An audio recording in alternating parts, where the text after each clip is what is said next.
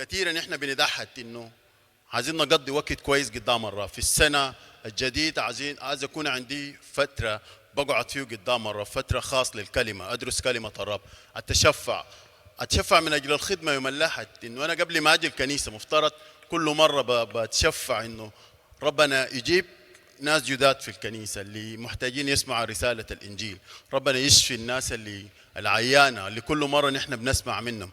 ده فرصتنا نحن ككنيسه، محتاجين انه يكون عندنا صله متواصله رب مع ربنا في علاقتنا الشخصيه في الخلوه بتاعتنا، وده بينشطنا روحيا، بنكونوا بنشاط، محتاجين يكون عندنا نشاط. اللي انا عايز اتكلم فيه في كذا، في 5 ولا 6 نقاط.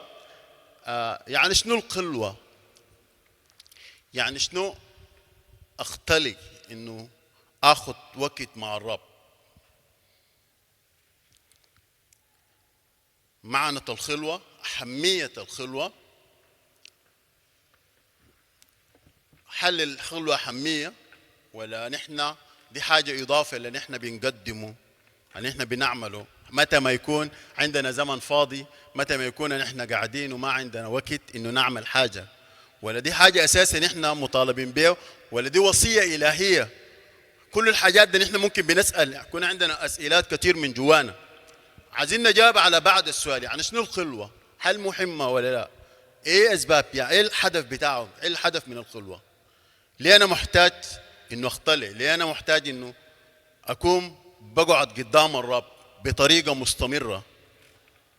الخلوه هي جلسه هاديه مع الرب يسوع، بعيدا عن صخب الدنيا ومشغوليات الحياه، بعيد عن كل ازعاج، بعيد عن كل الشغل والوقت اللي نحن بنقضيه والازعاج الكثير والمشاكل والظروف والتفكير. دي جلسه هاديه جدا نحن فيه بنقعد بعيد عن صخب الدنيا ومشغوليات الحياه. ليه؟ عشان نسمع الى الله وهو يكلمنا من خلال ايات الكتاب المقدس، يكلمنا من خلال آيات، وفيه أيضا نحن نسمع الله، ونحن برضو بنكلم الله عن طريقة الصلاة. فيه ونحن بنسمع، وفيه فترة نحن بنكلم الله.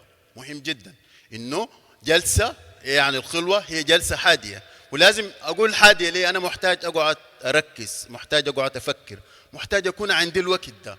أنا متأكد إنه في كثير مننا يعني وقع منه الكلام ده، جاري شغل ومشغوليات، ما عنده وقت يقعد حتى مع نفسه. في الفترة عايزين نذكر بعضنا إنه مهم جدا يكون عندي فترة هادية جدا. الفترة دي أنا بقعد فيه وبتشجع، في الفترة دي أنا بقعد فيه بعيد عن كل الشغل، بعيد عن كل الاهتمامات بتاع الحياة، في فترة هادية جدا عشان أقعد وأستمع من خلال كلمة الله. في نشيد الأنشاد: لقد تمتعت عروسة النشيد بهذا الخلوة، قال: تحت ظله اشتهيته أن أجلس وثمرته حلوة لحلقي. تحت ظله اشتهيت. وأنا محتاج إنه هو مشتاق إنه يكون عنده ظل، يكون عنده مكان هو بيشتهي إنه يقعد مع الرب. هل أنت عندك هذا الشوق من جواك؟ هل بتلقى نفسك إنك مشتاق إنك تقعد قدام الرب؟ محتاج إنك تطلع شوية سنة من التلفزيون، وسنة من الجوطة، وسنة من الإزعاج، وتقعد في جلسة هادية قدام الرب؟ هل عندك الشوق ده؟ أجاب يسوع وقال لمارسا: أنت تهتمين وتضطربين لأجل أمور كثيرة، ولكن الحاجة إلى واحد، فاختارت مريم النصيب الصالح الذي لن ينزع منها. اختيارنا إنه نقعد مع الرب ده النصيب الصالح. اختيارنا إنه نختلع ونكون بعيدين من كل حاجة ونتفرس ونقعد قدام الرب في محضر الرب، ده نصيب صالح، ده اختيار لنصيب صالح. كثير بننشغل وننسى انه نكون نحن بنختار النصيب الصالح اللي نحن محتاجين انه نقعد فيه قدام الرب. في أهمية القلوة تستطيع أن تلمس أهمية القلوة من حياة الرب يسوع الذي ترك لنا مثالا لنتبع خطواته. القلوة حاجة ما جاي من عند المسيح، كان بيختلع، كان عنده وقت ونحن بنتبع خطوات المسيح. ترك لنا مثالا واضح. إذا كان المسيح كان محتاج في نفسه في زمنه، محتاج للخلوة، محتاج إنه يبعد من الناس، محتاج إنه يكون عنده وقت خاص بيقعد فيه، ماذا عنا نحن؟ يبقى نحن محتاجين أكثر وأكثر إنه نقعد قدام الرب. أنت شخصيا هل أنت ملتزم في خلوتك؟ هل عندك جلسة هادية فيه بتقعد فيه قدام الرب؟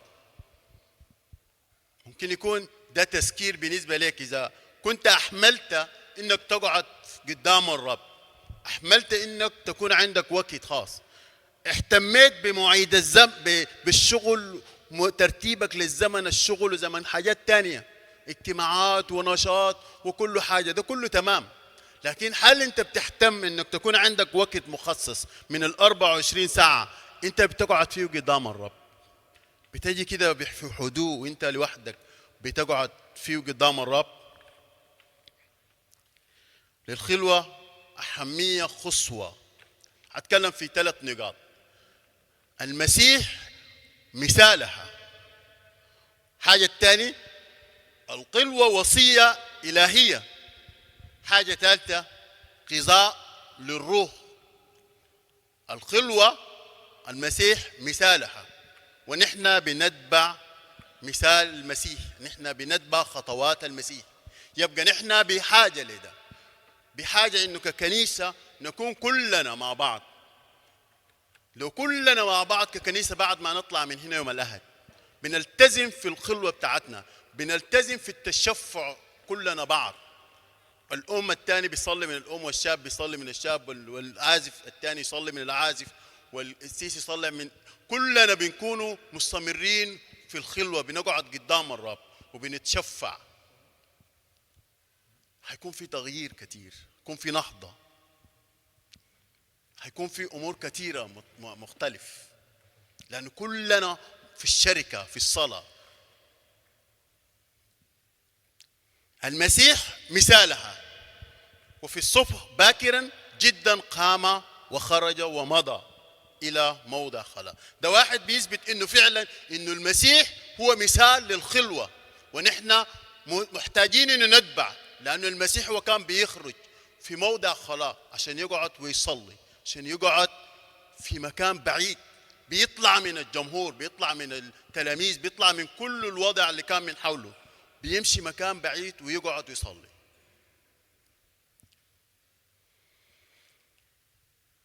لو كان الخلوة لو لم تكن الخلوة اليومية هامة أو مهمة لما مارسه المسيح، لو كان الخلوة دي حاجة إضافية، دي حاجة ملي فراغ، دي حاجة نحن بنملأ بها وقت، كان المسيح ما عمل الحاجة ده،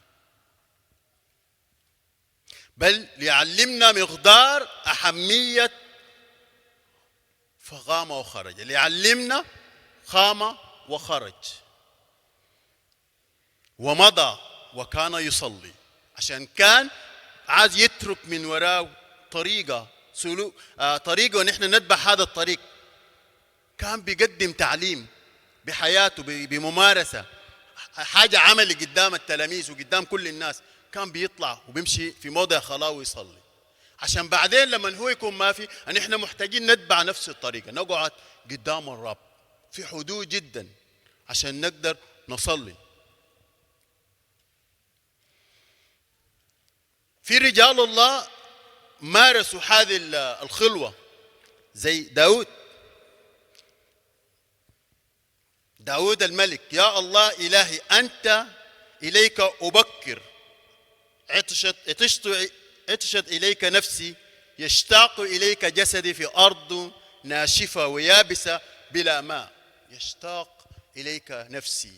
داود بيقول إنه نفسه يشتاق إلى الله، حباي في الرب، وجودنا مع الأحبة والناس اللي نحن وسطنا كثير بننسى إنه في خالق مهم جدا محتاج ان احنا اللي ادانا الوقت، اللي ادانا العمر، اللي ادانا الصحه، ادانا كل حاجه. الله هو الذي يعطي قوه لاصطناع الثروه، بيدينا طاقه عشان نشتغل. يا حبذا انه ونحن قبل ما نمشي الشغل نكون عندنا فتره فيه وبنقعد قدام الرب وبنستوضح، بنخط كل اليوم قدام الرب، بنصلي، بنخلي طريق يا رب الشغل والناس الشغالين معاك، وانت بتقعد صباح قبل ما تتحرك وتمشي تسلم كل الامور قدام الرب. محتاجين نعمل كده.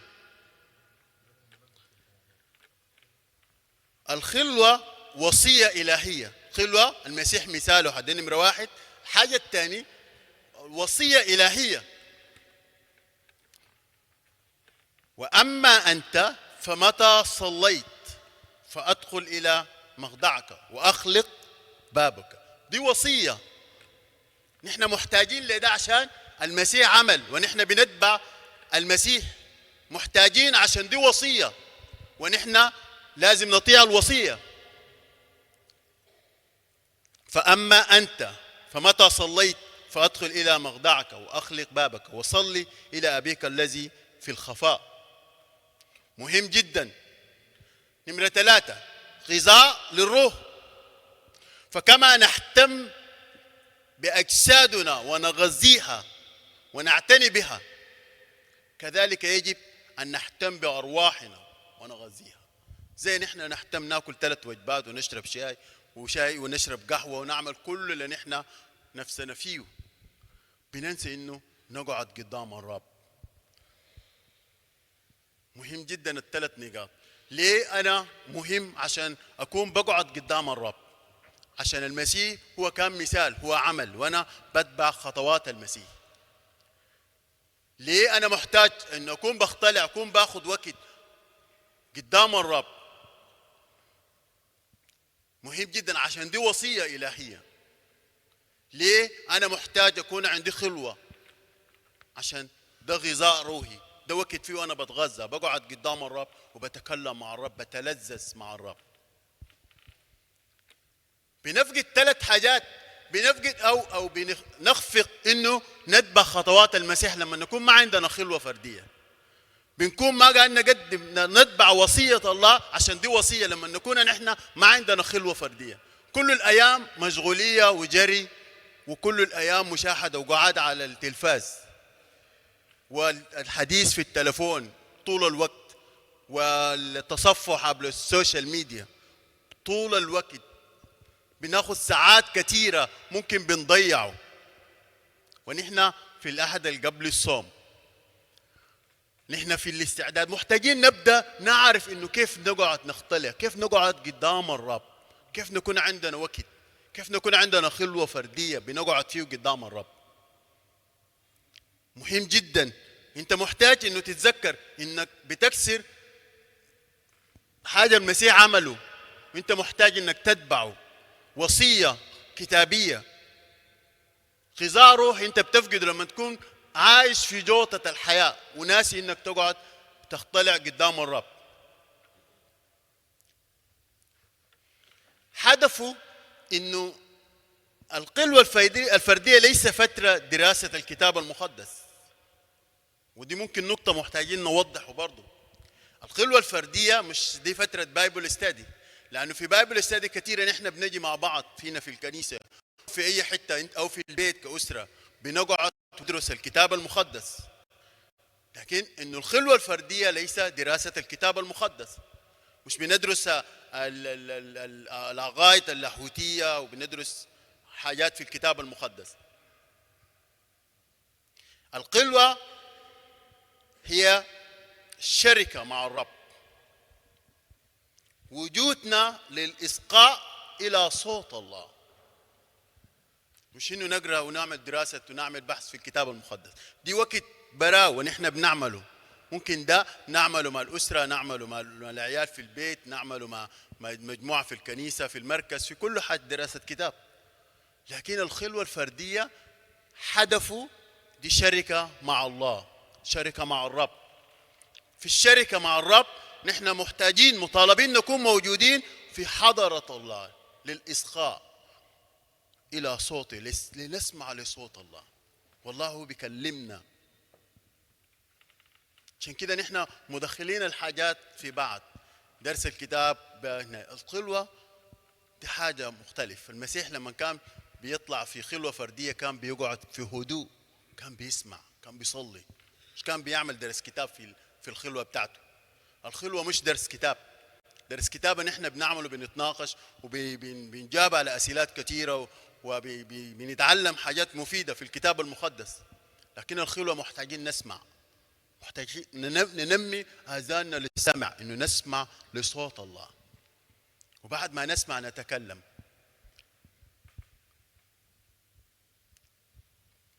وده اللي حصل مع صمويل. تكلم لأنه عبدك سامع.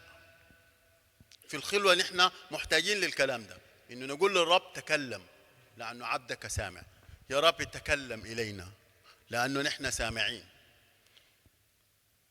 في الخلوة محتاجين نقول تكلم يا رب لأنه عبدك سامع. أنا قلت الفائدة بتاعته زي ما الجسد محتاج يأكل عشان ينمو، كمان الروح يحتاج إلى كلمة الله والصلاة كغذاء للنمو الروحي. عشان تنمي روحك، عشان تكبر روحيا، محتاج إنه أيوة تدرس الكتاب المقدس، تدرس دراسات لاهوتية، تعمل ماشي، لكن خلاف ده كله لو بدينا ندرس دراسات لاهوتية هنكون عندنا معلومات كثير. بس في الخلوة الفردية بنسمع لصوت الله، بننمي أذاننا إنه نسمع كيف نصلي، كيف نسمع إنه الله يتكلم إلينا. ودي نقطة لو قضيناها كلها عبارة عن دراسة ودراسة ودراسة، أيوة هنكون عندنا معلومات وعندنا حاجات كثيرة مفيدة، بس ما بكون أخذنا الجرعة بتاع إنه كيف نقعد ونسمع لصوت الله.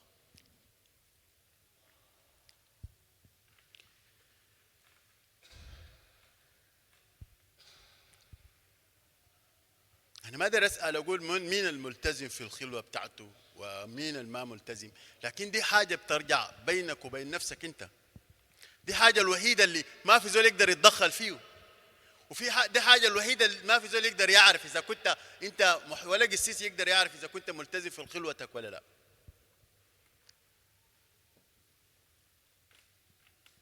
في كوريا في النهضة بتاعته كان الناس بيشارك الجيران مع بعض، كل واحد يقول الله يتكلم إلي للجيران، لأنه كانوا دايما مهتمين بالصلاة وبيقعدوا قدام الرب ودرس بيدرسوا الكلمة بعمق. عشان كده ربنا كان بيكلمهم وبيبدأ يشاركوا الجيران ويدقوا الباب إنه ربنا كلمني في كذا وكذا. قابل زميلك في الشارع في الشغل، أنا الصباح في الخلوة ربنا كلمني كذا في الآية الفلاني، أشار لي للحتة الفلاني. في مشاركة، في جاهزية. ليه؟ لأنه نحن بنقعد قدام الرب بالتزام، نحن عندنا خلوة، عندنا بنسمع دايما، بنكون عندنا استعداد. في حد تسأله تقول له ربنا كلمك ايه الصباح؟ يعني ايه اللي انت قعدت فيه قدام الرب؟ ما فيش. صباح قايم متأخر والزمن ما في دقش والمعجون وين والفرشة والناس مستعجلة وين الملابس والمكوى بسرعة، اطلع امشي. تجي بالمسا برضه نفس الحاجة، روتين الحياة. يا دوب يوم اللي حد تفكر انك تكون جاي الكنيسة. انا قاعد اشجعك، لو عايز تنمو، لو عايز تكبر، ايوه الدراسة في اللاهوت كويس بيكبرك، لكن استماع لصوت الله، قعادك في الخلوة الفردية بينميك روحيا اكثر، بيخليك عندك اذان ساقي لكلمة الله. مهم جدا.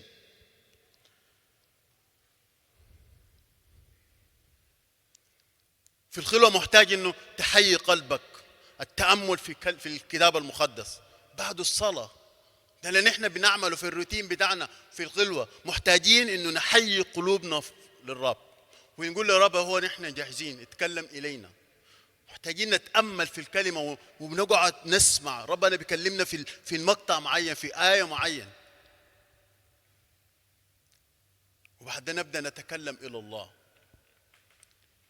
وده بيكبرنا أكتر ونبقى عندنا يعني لياقة روحية، مش لياقة بدنية.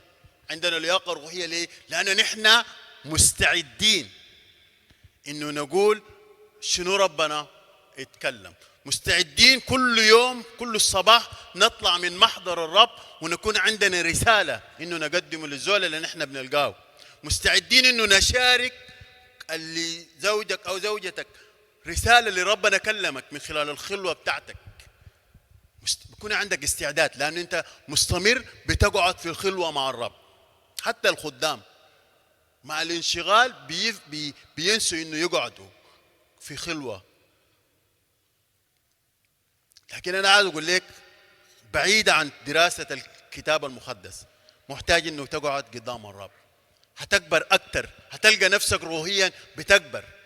في حد عنده معلومات كتير في الكتاب المقدس، لا في زول روحيا كبير بيقدر يسمع لصوت الله. وده يبقى الفرق بين شخص وشخص مليان معلومات وشخص تاني بيقرأ الكتاب المقدس وفي نفس الوقت بيقعد قدام الرب، بيتواضع بيقعد قدام الرب. في الخلوة بنلتزم انه نقل اذهاننا من كل اهتمامات وانشغالات والارتباطات. ده الفرق، انه نقل اذهاننا، نكون في وقت ننسى كل الجوطة بتاع الحياة ونبدأ نقعد. بنجمع اذهاننا ونفتح ابواب الحواس الداخلي بتاعنا عشان انه نسمع، نجمع كل افكارنا. خلاص الشغل والارتباطات والمسؤوليه والايجار وكل الحاجات ده بنخطهم على الجنب، بنقعد فيه وبنفتح حواسنا عشان نسمع للرب. الله عايز يقول لنا شنو بعد الانشغالات الكثيره اللي نحن مرينا فيه بالنهار. فاستيقظ يعقوب من نومه وقال حقا ان الرب في هذا المكان وانا لم اعلم. استيقظ حقا ان الرب في هذا المكان. ليه؟ عنده فرصه يصغي للرب، يسمع، يعرف انه في حضور الله. في لما الجو يكون جو رتيب، في مشكله معين، في خدمه، في اي حاجه، بتقدر تحس لانه روحيا في مشكله، في حاجه معين، بتقدر تحس بحضور الرب لان انت متعود تقعد قدام الرب. علي عرف انه يقول لصمويل انت محتاج لما يجي الصوت بتقول انه تكلم لانه عبدك سامع، لانه يتعود انه يسمع، عارف انه اللي بيكلمه ده الرب. وده نحن ما حنقدر نعرفه اذا كان ما عندنا قعاد بنقعد فيه قدام الرب، عندنا وقت فيه بنتفرق عشان نقعد فيه قدام ربنا. تذكر احسانات الرب وانت قاعد في محضر الرب. طهر قلبك، أول جمع أفكارك وذهنك، وبعدها طهر قلبك وتذكر احسانات الرب وانت في محضر الرب. وده اللي بيساعدك كثير انك تفتح قلبك للرب، تذكر حسنات الرب. وده اللي بيساعدك اكثر تكون في حضور، تكون تشعر بحضور الرب. نتذكر معاملات اللي ربنا عامل معاك كثير فيه، وقد ايه ربنا اعتنى بيك، وقد ايه ربنا بيحميك.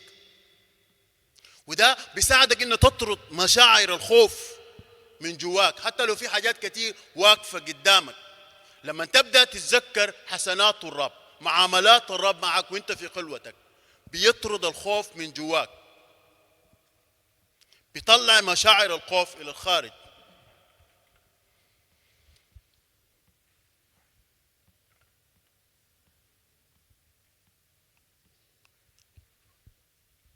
هللويا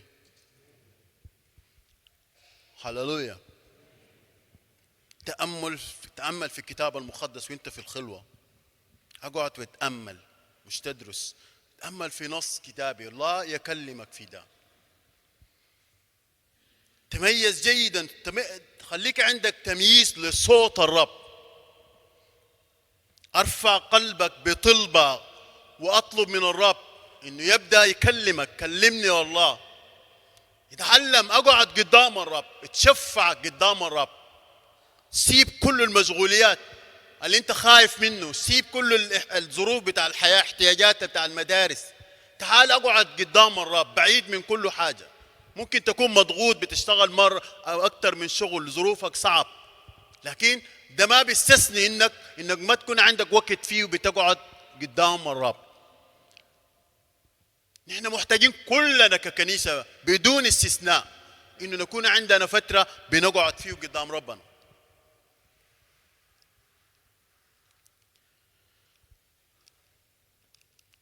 أنا ماشي للختام للجزء ده.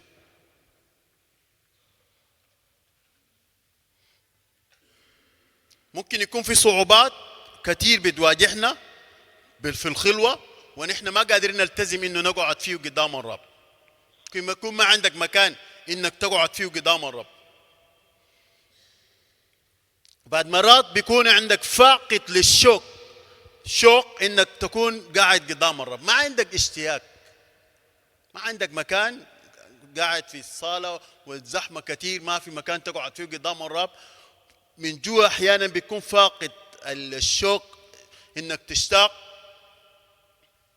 تسرح كتير. لما تيجي تقعد قدام الرب كتير بتلقى نفسك بتسرح في ظروف الحياة وفي المسؤوليات اللي عليك،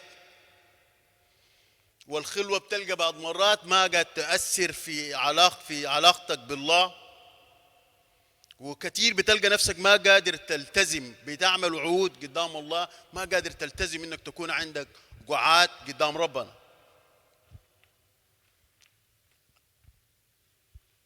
تحديات كثيرة، محتاج تاخذ مشورة، محتاج تشارك شخص معين، محتاج تشارك لأنه في حاجة جواك، في حاجة ما ماشي مظبوط في حياتك، محتاج تشارك عبر روحي إنه في مشكلة معينة، يصلي معاك، يشاركك في الصلاة. محتاج إنه تطلب ربنا إنه يعالج. ليه أنا دايما ما قادر أكون ملتزم، ما قادر أكون قد الأحد اللي أنا أو الوعد اللي أنا بقطعه معاك، إنه أنا عايز أكون دايما في الزمن المعين أكون بقعد فيه قدام الرب. محتاج تصلي. وين المشكلة؟ تبدأ تتفحص نفسك. أحيانا بنسيب الموضوع خلاص، ما عندي مكان، ظروفي صعب، ما قادر أحس حاجة في الخلوة، ما قادر ألتزم في أمور كتير يعني بيواجهني في الخلوة الفردية، وبعد ده بنخلي الخلوة خالص، بنكون قاعدين من غير ما نكون عندنا وقت فيه وبنقعد فيه قدام الرب. لكن أنا عايز أقول لك أخذ مشورة، اقعد مع شخص إنه ربنا ممكن من خلاله ربنا يقدر يكلمك، ممكن من خلاله ربنا يقدر يتكلم فيه ويقدر يساعدك، لأنه دي حاجة أمر مهم. زي ما أنا قلت دي وصية، دي حاجة المسيح عمله نحن محتاجين نعمله. آخر نقطة إنه إيه التطبيقات العمل اللي نحن محتاجينه في الخلوة ونحن بناخده. إيه التطبيق؟ أنا عايز واحد من التطبيقات اللي عايزين نطلع به إنه لا يجب أن تثق إن الرب في انتظارك ويشتاق إليك وإلى لقائك، إذ تقول أنا لحبيبي وإلي اشتياقه. الله في انتظارك في الخلوة، الله في انتظارك عشان يتكلم معك. نحن مشغولين أيوة، ما عندنا وقت، لكن في الوقت اللي نحن المحدد اللي نحن بنحدده الله بيكون في الوقت منتظر عشان يكلمنا، بس نحن ما بنكون عندنا استعداد إنه نلتزم بالوقت. ثق إنه الرب في انتظارك، ثق إنه الرب في انتظارك، أثق إنه الرب في انتظارك عشان يتكلم معك. اتوقع انك حتنال بركة من الرب في خلوتك حسب وعده. اسألوا تعطوا، اطلبوا تجدوا، واقرأوا يفتح لكم. في بركة حتنالوا في الخلوة لما تجي قدام الرب، لما تجي تسمع اللي قدام الرب وبعد ده تجي تقدم طلباتك زي داود كان بيعمل. كان بيقوم في الصباح الباكر وبيقدم طلباته إلى الرب، وبعد ده بينتظر بركات الرب. هو بيجي قدام الرب في الخلوة بتاعته قبل في الصباح الباكر.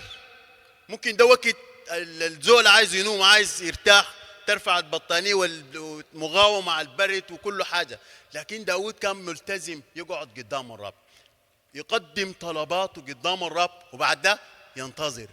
يكون اليوم كله بينال بركات الرب. أنا عشان كده عايز أقول أعرف إنه الخلوة بكرة أنا حقعد قدام الرب في الزمن المعين، محتاج في الزمن القبليه إنه أكون عندي استعداد عشان أنا بكرة هقوم في الزمن المعين. مش محتاج واكون عارف انه انا عندي وقت بصلي فيه وابدا اساحر واضيع وقت واساحر في التليفون وفي هناك واقوم في زمن الخير والقى نفسي ما قادر انه التقي الرب، والرب يكون مستنيك منتظرك. ما بنعمل حسابنا لده، عشان كده بنتعطل في الغلوه. لانه ما ايوه في زول لما يكون عنده مواعيد بكره بيقول انا حنوم بدري عشان انا بكره اقوم بدري عندي مقابله، بس مع الرب ما قاعد يحصل. انا عندي خلوه بكره في الزمن المعين، محتاج ان اقوم انوم في الزمن المعين عشان لما اصحى اكون عندي استعداد اقعد فيه قدام الرب. ده ما بيحصل، لكن بيحصل لما يكون عندي مقابله بتاع شغل، عندي مقابله بتاع توطين، عندي مقابله لحاجات تاني، ممكن اضطر امشي وابيت هناك عشان ما اخسر المواعيد، عشان ما اخسر الزمن الابوينتمنت اللي انا اخذته. لكن بسهوله جدا بنخسر مواعيدنا مع الرب اللي نحن خطيناه انه نقعد فيه قدام الرب. وده حاجه نحن بنشوفه بسيط، ما بسيط. ثق انه طلبتك وتضرعاتك ستستجاب من عند الرب. دي النقطه اللي انا عايز اختم بيها، انه يجب ان تثق انه صلواتك وطلباتك اللي انت بتقدمه قدام الرب حيكون له استجابه. نحن كلنا محتاجين انه نقعد قدام الرب. احبائي في الرب، كلنا محتاجين انه نقعد قدام ربنا، كلنا محتاجين انه نجي قدام الرب. حتى في ارميا اللي قرينا فيه ارميا 17 في آية 7 بيقول مبارك الرب الذي يتكل على مبارك الرجل الذي يتكل على الرب وكان الرب متكله. هذا الرجل الذي يتكل على الرب زي داود الذي يدع أحماله وثقله قدام الرب، في أنه يكون كشجرة مخروسة على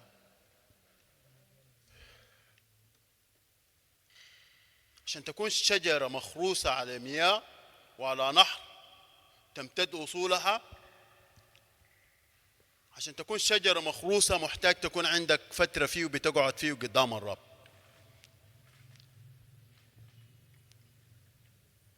لو فقدت يوم من الأيام تقعد قدام الرب، أنا قاعد أقول لك ده دعوة تاني وده تذكار بالنسبة لك.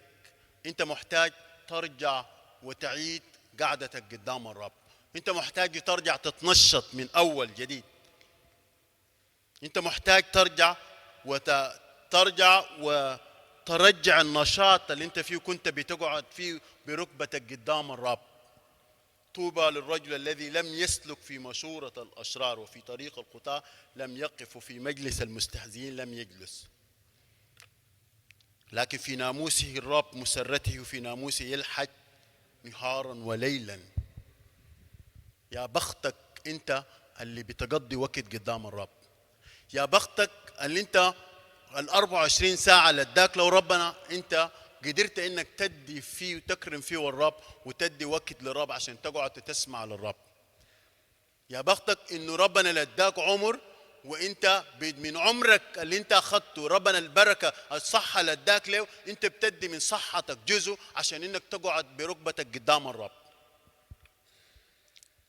يا بختك اللي انت ظروفك بقت تحسن، وضعك بقى احسن وبقيت تدي وقت وتقول لربنا شكرا لان انت باركتني، شكرا لانه عيالي قدروا يعملوا 1 2 3.